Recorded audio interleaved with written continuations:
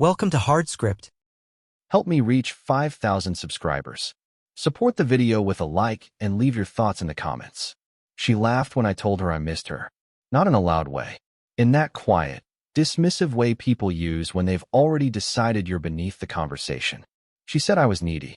Said intimacy wasn't oxygen. Said I should find a hobby. That was a Monday night. By Wednesday morning, she sent a selfie from our bedroom with the caption, "Miss this." My name is Mark Reynolds, 39, quality engineer at a mid-sized manufacturing plant outside Dayton. I spend my days validating processes, checking tolerances, making sure things don't fail under pressure. I've always believed if something breaks, it's because someone ignored the data. I didn't respond to the selfie. That silence wasn't planned. It just happened, like a system shutting itself down to prevent further damage. Claire and I had been married 8 years. No kids. Plenty of photos. Her life lived through a lens. Mine through checklists. She built a local following, posting morning routines, workout clips, soft-lit kitchen shots, Lululemon leggings, bare feet on hardwood, captions about balance and self-love. I used to be in the background of those posts. Reflections in mirrors. A hand passing a mug. Then I wasn't. The night she mocked me, the PlayStation stayed off. It wasn't a statement. I just didn't feel like pretending distraction was the same as peace. I lay there listening to her phone vibrate on the nightstand, screen lighting up the ceiling like distant lightning. She didn't hide it. She didn't need to. The next day, I woke before dawn and sat in my Toyota Camry outside the plant with a Dunkin' coffee cooling in the cup holder. Same routine I'd had for years. Reliable. Predictable. I checked my phone once. Nothing from her. Plenty from work. That felt cleaner. After my shift, I drove without thinking and ended up at Sam's Club. Walked the aisles without a list, grabbing things we didn't need for a house that no longer felt like one. Old paper towels. Frozen meals. Efficiency and quantity. I noticed couples arguing softly near the checkout and felt oddly calm. That night, she didn't ask why I hadn't replied. She posted instead. Another story. Another smile. Another audience. By day 3, the selfie came. Confident. Familiar. A test signal sent into a system she assumed was still listening. I set the phone face down and watched the screen go dark. Somewhere between that moment and the quiet hum of the refrigerator, I realized this wasn't about intimacy anymore. It was about access, and I was done providing it. By Thursday, the house felt staged, like a short-term rental dressed to look lived in. Claire moved through rooms with her phone held chest high, light following her like a second sun. She wasn't talking to me. She was talking past me, to the idea of me that still paid half the bills and stayed out of frame. I noticed the details the way I always do when something's about to fail. Her phone never left her hand, not even when she poured coffee. Notifications hit in clusters, then stopped. Patterns. Bursts. Silence. She smiled at the screen the way she used to smile at me before bed. That wasn't jealousy. That was data. I stayed quiet. Went to work. Came home. Slept on my side of the bed without touching her. The absence did something to her. I could feel it in the way she lingered in doorways, waited an extra second for me to look up. I didn't. On Friday morning, I grabbed a coffee from Dunkin' and sat in the car a little longer than usual, watching people rush into offices like urgency still meant something. I deleted nothing yet. I just stopped syncing. Cloud access first. Shared calendars gone. Location sharing disabled. Not dramatic. Precise. That afternoon, she tagged a restaurant in her story. Applebee's. Booth lighting. 2 drinks on the table, one just out of frame. She didn't tag the person. She didn't need to. The caption was vague, playful. Enough to invite speculation. Enough to feel chosen. I didn't watch the full story. I closed the app halfway through. That mattered more than I expected. When she came home later, she talked at me. Not to me. Said the place was dead. Said we never did anything spontaneous anymore. Said people change. Her words floated, never landing. I nodded once, like I was acknowledging a report I'd already reviewed. That night, I started the real work. I backed up my files to a drive she didn't know existed. Work documents. Personal records. Photos that mattered to me, not the internet. I removed my face from her digital history without touching a single post. Unlinked accounts. Revoked permissions. Quiet exits. By Saturday morning, she noticed. She asked if my phone was broken. I said nothing. She waved her screen in front of me later, laughing, saying my read receipts were gone. I kept eating. The shift came that evening. Not in anger. In confusion. She posted less. Checked more. Her audience responded, but it wasn't the same. Something was missing. Someone wasn't watching. She didn't know it yet, but the system had already adjusted. And once a process stabilizes without you, there's no going back. By Sunday, the house had adjusted to my absence without me leaving it. That's the thing about systems. Once you remove a variable cleanly, everything else rebalances around the gap. Claire didn't understand that yet. She thought silence was temporary, a mood, a tactic. She tested it in small ways. Louder laughter on calls she took in the kitchen. Longer showers with music turned up. She left her phone face up on the counter now, screen lighting up every few minutes. I didn't look. I didn't need to. Attention-seeking always escalates when it isn't rewarded. I spent the afternoon doing what I always did when something felt unstable. I audited. Not her messages. My life. Accounts. Subscriptions. Shared logins. Anything with both our names on it got flagged. Anything with only mine got moved. The process was calming. Like tightening bolts on a machine that had been rattling for too long. That evening, she ordered food without asking me. Ate on the couch, scrolling. I sat at the table, finishing paperwork from work, the quiet between us heavy but controlled. The PlayStation stayed dark in the corner, controller untouched. It felt symbolic, though I hadn't meant it to. Entertainment loses its purpose when it's just noise. Later, she went out. No announcement. No explanation. I watched her reflection disappear from the hallway mirror and waited for the familiar spike of anxiety that never came. Instead, I felt curious. Detached. That was new. I went for a drive. Same route I'd taken 100 times. Same intersections. Same gas station lights. I pulled into Sam's Club again, walked through under fluorescent glare, bought nothing this time. Just walked. People assume men wander stores because they're lost. The truth is, sometimes we're just confirming we can move freely.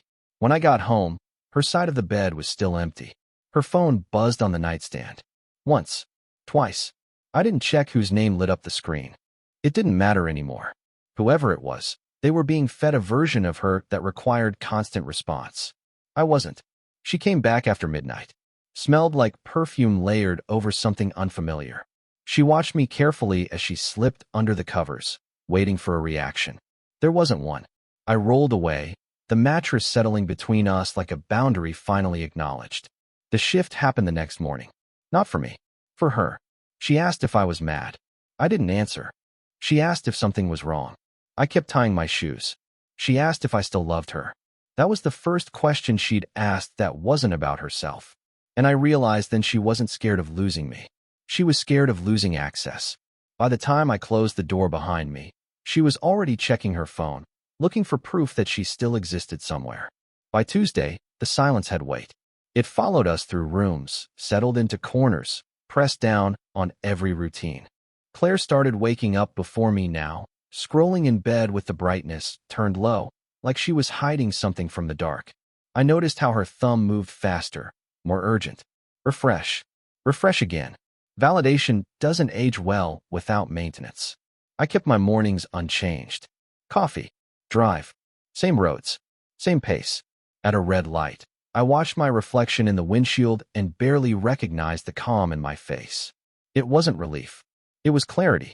When noise drops out, you finally hear what's been grinding for years. At work, I stayed late and reviewed process logs that didn't need reviewing. Familiar structure helped. Systems don't lie. People do. When something fails, there's always a trace. You just have to know where to look. That evening, she tried a different approach. No sarcasm. No performance. She moved close while I cooked, brushed past me on purpose, lingered just a second too long. Her phone stayed face down for once. That was the tell. She wanted to be seen choosing me. I didn't move. I finished what I was doing and ate alone. The rejection wasn't loud. It didn't need to be. Later, she retreated to the bedroom and started filming. I could hear the cadence of it through the door. Soft voice. Intimate framing. The kind of tone meant for someone specific, not a crowd. I didn't check the app, but I knew what she was wearing. The Lululemon set she always used when she wanted comments, not likes. That night, I removed the last shared album from my phone.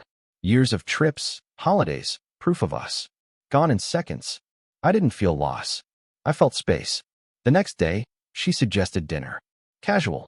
Neutral ground. Applebee's. She picked it because it was familiar, because she thought comfort might soften me. We sat across from each other in a booth we'd used a dozen times before. She talked about her numbers, her reach, how people noticed when she went quiet for a few hours. She waited for me to ask why. I didn't. Midway through her sentence, she stopped. Really looked at me. The recognition hit her late, but hard. I wasn't withdrawn. I wasn't hurt. I was absent. Present in body only. A ghost occupying space she thought she still owned. On the drive home, she stared out the window, phone in her lap, screen dark. That scared her more than any argument could have. Because for the first time, the attention wasn't failing. She was. And she could feel it slipping, one unanswered signal at a time. By the end of the week, Claire stopped pretending the silence was mutual. She woke up restless, checked her phone before her feet hit the floor, and carried it from room to room like a vital organ. Whatever supply she was tapping into wasn't steady anymore. I could see it in the way she refreshed the same app twice in 10 seconds, then frowned when nothing new appeared. I left early one morning and sat in the car with a Dunkin' cup warming my hands, watching the sky lighten behind the factory roofs. I didn't feel rushed. That was the difference. When you stop reacting, time stretches back out. At work, I approved a process change that had been sitting in review for months. Clean data, clear decision, no emotion. I realized I was applying the same principle everywhere else. If a system needs constant stimulation to function, it's already unstable. That afternoon, I did something I'd avoided until then. I checked one thing. Not her messages. Her comments. Public. Easy. The same name kept appearing under her posts. Short, confident replies. Inside jokes. The kind of familiarity that only forms when someone's been watching for a long time. A local guy. His profile said he managed sales at a nearby auto dealership. Always online. Always available. I didn't dig deeper. I didn't need to. The pattern explained itself. When I got home, she was dressed differently. Not for comfort. For reaction. She hovered near the kitchen island while I cooked, asked about my day, laughed too quickly at nothing. She wanted feedback. Calibration. I gave none. That night, she didn't film. She scrolled, then typed, then erased. Over and over. Her attention had shifted from audience to individual. That's how it always goes when the crowd stops feeding you. You find someone who will. I finished packing my essentials quietly. Not clothes yet. Documents. Tools. The things that mattered if I needed to move fast. The PlayStation stayed where it was, untouched. A relic from when distraction was enough to survive disconnection. The next day, she stayed out late again. This time, she texted an update. A photo of a drink. A caption meant to sound casual. I didn't open it. I turned the phone off entirely and went for a drive, letting the road noise replace everything else. When I came back, the house was dark. Her phone buzzed on the counter. I recognized the name this time. Same one I'd seen online. She wasn't careful anymore. That was the moment I knew the silence had done its job. She hadn't found love. She'd found a mirror that talked back. And I was already gone from the reflection. By Monday, the pattern stopped pretending to be subtle. Claire's phone alarms went off at odd hours now, not for workouts or posts, but reminders she never shared. She dressed with intention, not comfort. Hair done on days she wasn't filming. That told me more than any message ever could. I didn't confront her. I don't confront failing systems. I isolate them. At work, I finished my shift, approved a final report, and shut down my terminal like I always did.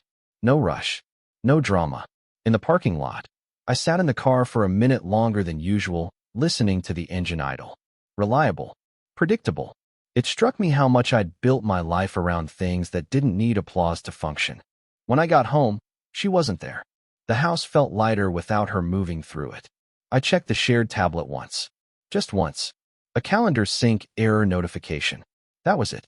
Enough. I disabled the last connection. Device by device. Account by account. Not deleting her. Removing myself. The difference matters. I left every group chat without announcement. Unfollowed. Unshared.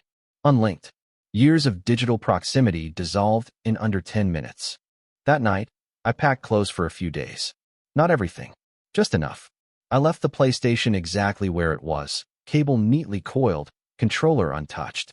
A museum piece from a version of me that thought staying distracted was the same as staying married. I drove without destination, ended up parked near a Dunkin' that stayed open late. Sat there, engine off, watching the glow inside while employees wiped counters and waited for morning. There was comfort in places that existed without caring who noticed. My phone buzzed when I turned it back on. Missed calls. Messages stacking without delivery confirmations. I didn't open them. I archived the thread without reading a word. That mattered more than blocking. Around midnight, another notification slipped through before I shut the phone down again. A photo preview. Not meant for me, but sent to me anyway. Her reflection in a mirror I didn't recognize. A hotel bathroom, maybe. A test. A provocation. I didn't respond. I checked into a quiet place on the edge of town and slept better than I had in months. No vibration on the nightstand. No light cutting through the dark. Just silence that stayed silent. By morning, she was calling from different numbers. Work. Friends. Anything that still connected. She thought I'd gone quiet to punish her. She hadn't realized I'd gone quiet to leave. And once I was out of her system, there was nothing left for her to reboot. By the third morning away, the panic leaked through the cracks she couldn't filter. Calls came in waves, then stopped, then started again from numbers I didn't recognize. She wasn't trying to talk anymore. She was trying to locate me. There's a difference. One is connection. The other is control. I kept my routine intact. Same wake-up time. Same drive. Same Dunkin' cup in the console. The steadiness wasn't accidental. When everything else goes unstable, you anchor to what works. At lunch, I checked one thing I hadn't yet. Not messages. Not photos. Metadata. Location tags she forgot to turn off when she posted late at night. The kind of mistake people make when they think excitement replaces caution. The dot on the map wasn't near home. It wasn't near her usual spots. It was near a hotel off the interstate, one I'd driven past 100 times without noticing. That answered the last question I hadn't asked. I didn't feel anger. I felt confirmation. Engineers trust outcomes more than intent. That evening, I went back to the house while she was out. I moved efficiently. Clothes I actually wore. Tools I needed. Paperwork already staged. I left everything else exactly where it was. I didn't erase myself physically, just digitally and logistically. When people come home to untouched rooms, they assume nothing has changed. That buys time. On the counter was a receipt from Applebee's. 2 meals. 2 drinks. A location closer to the dealership she'd been tagged at before. She wasn't even hiding anymore. Once someone believes you're gone emotionally, they stop respecting the timeline. I didn't leave a note. I don't believe in explanations given to people who rewrite them anyway. That night, she finally sent something different. Not a selfie. A paragraph. Long, apologetic. Defensive. It hit all the usual notes. Stress. Feeling unseen. Needing validation. Words she'd learned to use like shields. I archived it without opening. The next message came an hour later. Shorter. Sharper. Accusatory. She said disappearing like this was cruel. That silence was manipulation. That real men talk things out. I almost smiled. When silence starts working, it gets labeled violence. I stayed where I was. Ate alone. Slept uninterrupted. No phone glow. No performance. By morning, she posted less. Then deleted a story. Then reposted something neutral. A quote about strength. About choosing yourself. She was already reframing. That's when I understood the final shift. She wasn't chasing me anymore. She was preparing to explain me away. And that meant I'd timed my exit perfectly. By the second week, the narrative around my absence had fully formed without me contributing a word. Claire stopped calling. She started posting explanations disguised as empowerment. Quotes about growth. Captions about choosing peace. The kind of content that lets people believe an ending was mutual, or better yet, necessary. I didn't correct the record. Systems don't argue with dashboards. They let the numbers speak. I moved back into a rhythm that belonged only to me. Work. Sleep. Early mornings. I'd stop at Dunkin' before sunrise, sit in the car while the lot was still empty, and watch the steam lift off the hood. Quiet had stopped feeling like withdrawal. It felt like ownership. One afternoon, I went back to the house while she was filming elsewhere. She'd tagged a gym, smiling, claiming discipline and clarity. I walked through rooms without touching anything. My things were already gone. What remained looked curated. Neutral. Ready for content. On the kitchen counter sat a stack of unopened mail. Utility bills. Insurance. Things that don't trend. I took only what had my name on it and left the rest where it was. Let her audience keep the illusion. Reality would catch up later. That evening, I checked my phone and saw she'd finally blocked me. Not because she was done, because she needed the upper hand back. Silence terrifies people who live on response loops. I didn't block her in return. I archived everything and moved on. There's a difference. The next message came through email. Formal. Controlled. She said she wanted to talk logistics. Said we should meet somewhere neutral. Applebee's again. Familiar ground. Public enough to feel safe. Casual enough to pretend nothing had collapsed. I didn't reply. Instead, I updated my address. Closed the last shared account. Changed one password that unlocked several others. Small moves. Decisive ones. At Sam's Club that night, I bought a few things for a place that was still temporary. Food. Cleaning supplies. Nothing sentimental. I noticed how little I missed owning less. Excess only matters when you're trying to impress someone who isn't watching anymore. She posted less after that. Engagement dipped. Comments shifted. People sense instability even when it's filtered. A mutual acquaintance reached out once, asking if I was okay. I replied that I was fine and left it at that. No story. No side taken. The truth doesn't need amplification. By the time she realized I wasn't coming back to argue, explain, or defend myself, it was already too late. I wasn't gone dramatically. I was gone correctly. And that kind of exit doesn't leave anything to chase. By the third week, the truth stopped hiding behind filters. Not because she confessed. Because people who live online leave traces everywhere. A tagged photo she forgot to remove fast enough. A reflection in a window. A comment from someone who didn't know the rules yet. It was him. The dealership manager. The same name. Same face. Standing too close in a photo that was supposed to be about brunch. Her hand on his arm like it had always belonged there. I didn't save it. I didn't need proof. Proof is for arguments, and I wasn't having one. I stayed focused on finishing the clean separation. Paperwork moved forward without drama. Accounts closed. New routines locked in.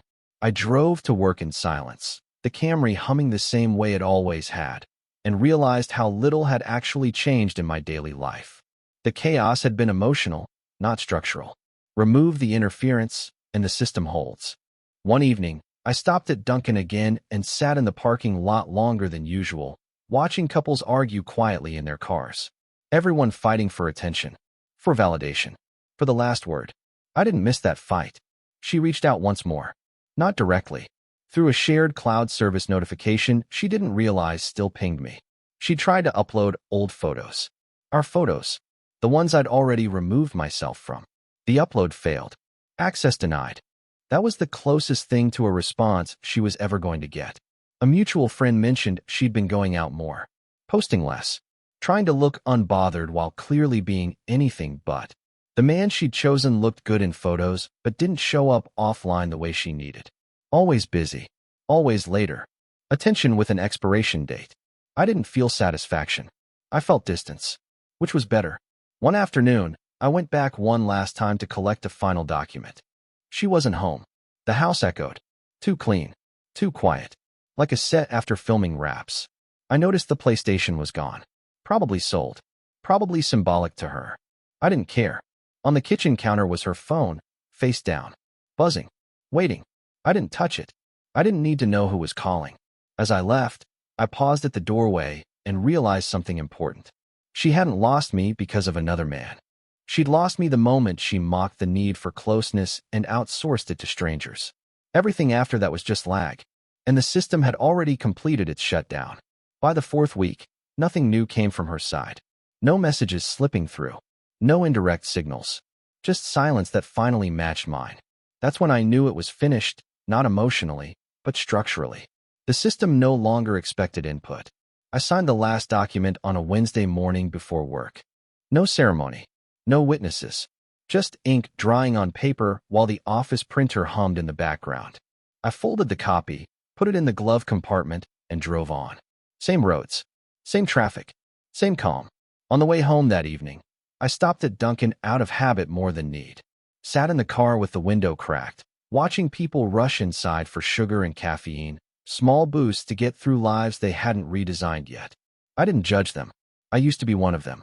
My place was quiet when I got back. Not empty. Quiet. There's a difference. Everything in it served a purpose now. No stage corners. No ring lights. No need to look good from an angle that wasn't real. I heard through someone else that Claire had moved in with him. Temporarily. That's how it always starts. She framed it online as a new chapter. New energy. New alignment. The likes came back for a while. They always do when there's novelty. But novelty doesn't hold without depth. I didn't check her page. I didn't block it either. Indifference doesn't require effort. A month later, I passed the old house by accident while taking a different route. The lights were on. Curtains drawn. A silhouette moved past the window that didn't match her pacing. Something about it looked rushed. Uneven. Like a setup that hadn't been tested yet. I kept driving. That was the moment it settled completely. Not triumph. Not relief. Just completion. She had wanted attention without responsibility. Intimacy without presence. Validation without cost. When I asked for closeness, she treated it like a flaw. Something to mock. Something to outsource. So I removed myself from the equation. No speeches. No ultimatums. No public reckoning. I didn't need to be right. I needed to be gone. People think silence is weakness. It isn't. Silence is what remains when you stop feeding a broken loop. It's the sound of a system stabilizing after interference is removed. I didn't win by proving anything. I won by not participating. And somewhere out there, she's still posting, still waiting for a response that never comes, still trying to explain why someone who was always there simply disappeared. I didn't disappear. I just went where I was no longer optional. Real men don't explode. They exit. Subscribe for more power stories.